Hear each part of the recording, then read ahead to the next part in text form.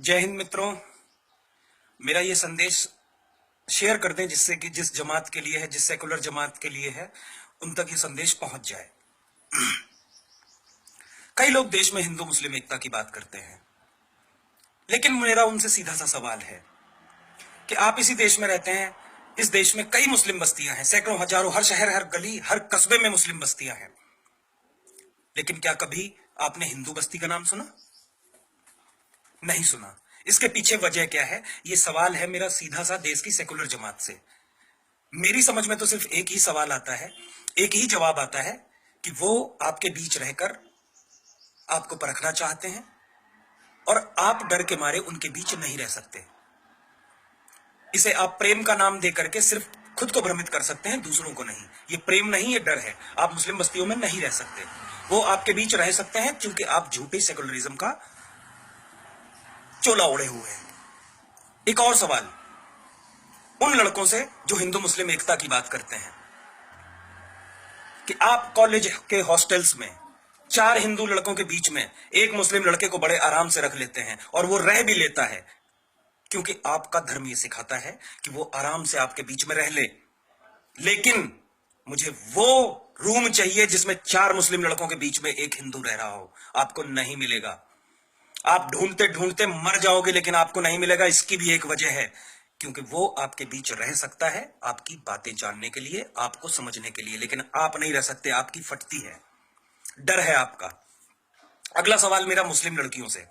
Facebook पे मैंने कई बार देखा है, मैंने जब सवाल किया कि आपकी मित्रता सूची में मुस्लिम है, तो उनका स्पष्ट जवाब होता है कि तो क्या हुआ, सभी धर्म समान हैं। अरे कैसे सभी धर्म समान हैं? अगर रीता की फ्रेंड लिस्ट में, सीता की फ्रेंड लिस्ट में रिहान, अमजद और जुबैर हो सकते हैं, तो मुझे जरा सबाना की फ्रेंड लिस्ट में दीपक, दिनेश और महेश दिखाओ। ये सवाल खुद से करना। ये मुझसे, मैं सिर्फ बोल रहा हूं, आपसे सवाल कर रहा हूं। मेरा कोई उद्देश्य नहीं है आप पर थोपना, लेकिन हां, मेरा उद्देश्य है आपको वास्तविकता के मूल से अवगत कराना। आपका झगड़ा, आपके दोस्त का झगड़ा, आपके बेटे का झगड़ा जब किसी दिनेश, रमेश या महेश से हो जाता है तो आप तुरंत चल देते हैं विरोध करने। लेकिन वही झगड़ा जब जुबैर, अमजद और अहमद से हो जाता है तो आपके मन में एक भय क्यों उत्पन्न हो जाता है?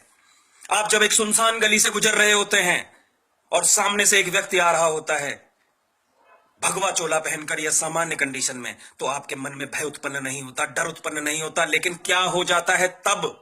जरा अपनी आत्मा से पूछिए, जब आप एक सुनसान गली से गुजर रहे हो और सामने से 4 टोपीदार, जालीदार टोपी वाले दिख जाते हैं। यह सवाल खुद से करना पड़ेगा आपको।